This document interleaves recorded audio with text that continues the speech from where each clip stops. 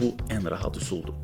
Yəni bundan rahat üsul yoxdur. 2 ay ərzində 30 kilo çəki atar. Yaxşı hüceyrələr başlayır xarab hüceyrələri yeməyə. Və bədən öz pillərini başlayır enerji kimi istifadə etməyə və bu başqa diyetalardan fərqli olaraq daha keyfiyyətli şəkildə baş verir. Enerji və konsentrasiya hissini artırır. Elə günü bu gündən başlayın. Məsəl üçün axşam bu videoya baxdınız, bu informasiyanı qəbul elədiniz. Vəsə, hazır.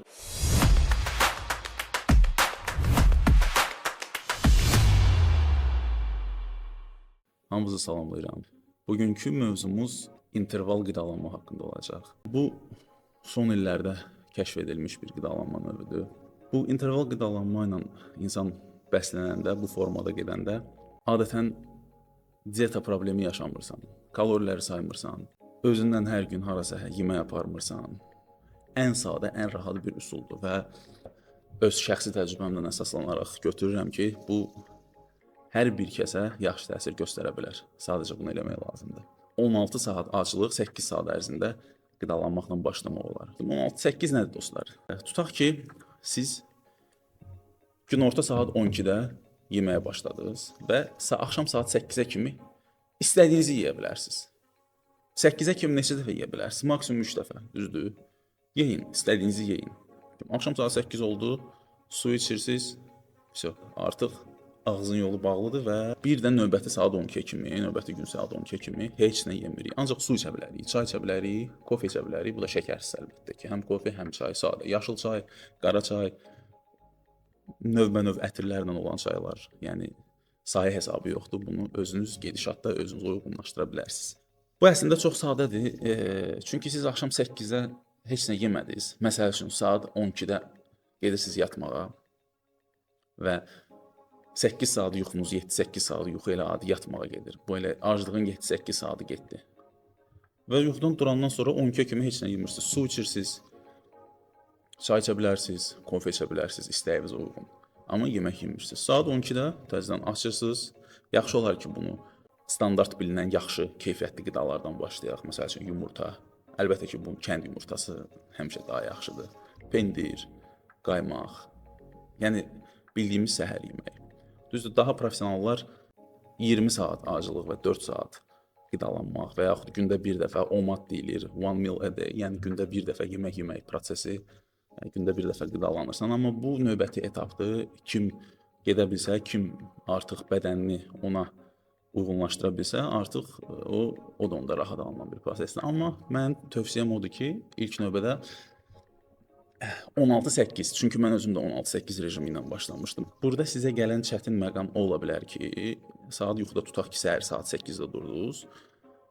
12 kimi durandan adətən 1-2 saat sonra içəridə bədən deyəcək ki, yemək ye, beyin deyəcək ki, gəl, ye, mənə nəsə ver. Amma o, harca bir 5-10 dəqiqəlik prosesdir. Siz o moment ya su içsəz, limonlu su ideal, bir qaşıq alma sirkəsindən su ideal içdiniz, rahatlaşdınız və ondan sonra bir neçə gündən sonra siz 12-yə çatanda yemək yemək istəməyəcəksiniz. Mən bunu sizə əmin edirəm. Çünki bu həm məndə təcrübəmdə belə oldu, həm dostlarıma, tanışlarıma, yaxın insanlarla bölüşəndə onlar belə bir təcrübə yaşadılar. Və hətta mənim bir idman yoldaşım var ki, 2 ay ərzində 30 kilo çəki atdı. Bu 18 saat ərzində, 18-6 rejimi ilə başladı. İlk 6 saat ərzində gündə 2 dəfə, 3 dəfə qidalanırdı. Artıq gündə bir dəfə qidalanır və hərdən elə olur ki, 2-3 gündən bir yeyir və artıq özünü çox gümrah hiss edir.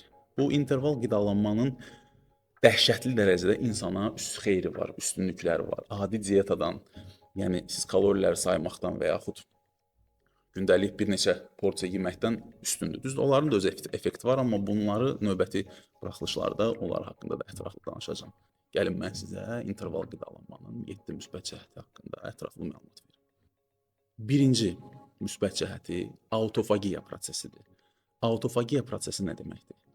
Autofagiya prosesi o deməkdir ki, insan ac qalandan sonra 12-16 saat ərzində baxır insanın bədəninin artıq xüsusiyyətlərinə, artıq individual olaraq dəyişir. Autofagiya prosesi o deməkdir ki, başlayır bədən öz xarab hüceyrələrini yeməyə. Xarab kletka, yaxşı kletkalar, yaxşı hüceyrələr başlayır xarab hüceyrələri yeməyə. Siz təsəvvür edə bilirsiniz, yəni Siz heç nə qidalanmırsınız, mədə boşdur, bədən boşdur. Bədən artıq başlayır öz-özünü bərpa eləməyə. Öz-özünü görür ki, orada xarab hüceyrədir. Başlayır onu yeyib onu bərpa eləyir. Orada xarabdır, onu başlayır yeyir, bərpa eləyir. Bu Yaradanın bizə verdiyi möhtəşəm belə xüsusiyyətdir, hansı ki, bədən öz-özünü sağalda bilir. Hətta mən sizə deyim ki, belə bir məsələ çəkim ki, insan xəstələnəndə demək olar ki, hər bir insan elədir. Xəstələnəndə yemək yemək istəmirsən. Bu nədir? Bu bədənin öz dilidir. Bədən sənə deyir ki, yemək yemə, mənə lazım deyil. Qoy özümü sağaldım. İnsan elə belə deyil. O bədən ona deyir ki, yemək yeməyə ehtiyacı yoxdur. Mən özümü daxilən sağaldıram. Mənim öz funksiyalarım var, işim var. Mənə dəymə. Özümü sağaldıram. Bu autofagiya prosesidir. Bu ilk müsbət cəhətdir. İkinci müsbət cəhət nədir dostlar? Əlbəttə ki, insulin həssaslığının yaxşılaşdırılması. İnsulin həssaslığı nə deməkdir? İnsanlar gün ərzində hər yarım saatdan, bir saatdan bir, məsəl üçün saat deməyək, hər dəqiqə başı ağzına nəsə atır. Yəni, ora getdin orada, evdə stolda var, konfet atdın, onu yedin, bunu yedin. Artıq insulin həssaslığı pozulur. Buna insulin rezistensiya deyilir. İnsulin rezistensiya o deməkdir ki, artıq sən yemək yeyəndə bədən öz insulinini ata bilmir. Bədənin öz funksiyası var ki, hansı ki, sən yemək yeyən kimi bədən insulini işə qoşur və başlayır o yediyin yeməkləri yer verilməyə. Həzmə lazım olanı həzmə gedir, artıq ehtiyata lazım olanı ehtiyat aparır və bu bədənin prosesidir. Adətən siz fikir verin, hansı insanlar ki kökdür, onların hansı ki qarınları var.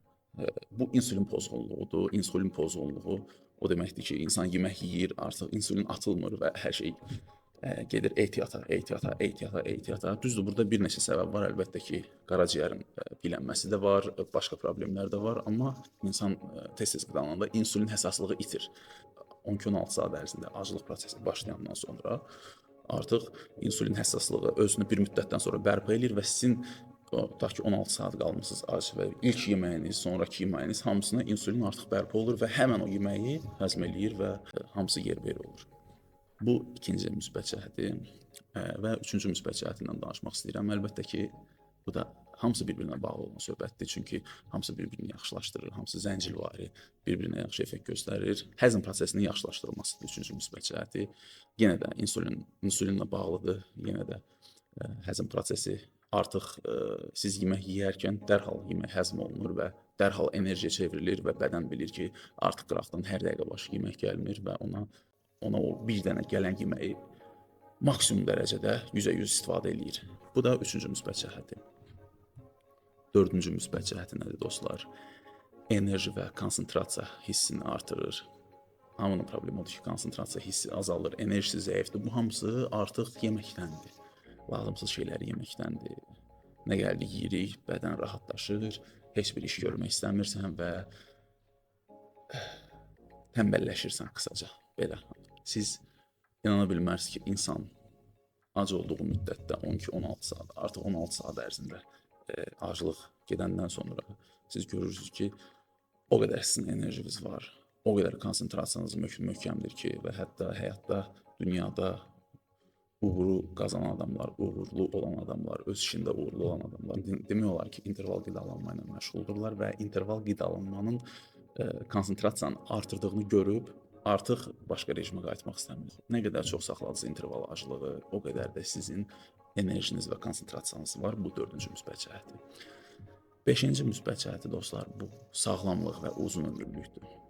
Baxın, əgər nəzərə yetirsəz ki, dünyada ən çox yaşayan adamlar, ən uzun müddətli adamlar, az qidalanan adamlardır, keyfiyyətli qidalanan adamlardır.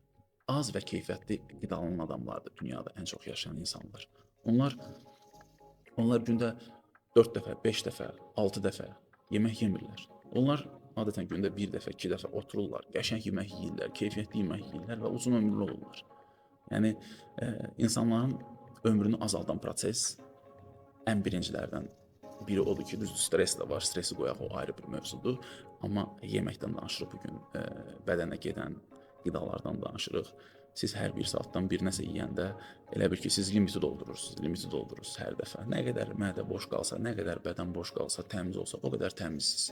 Baxın, qədim zamanlarda insanlar necə qidalanırdılar.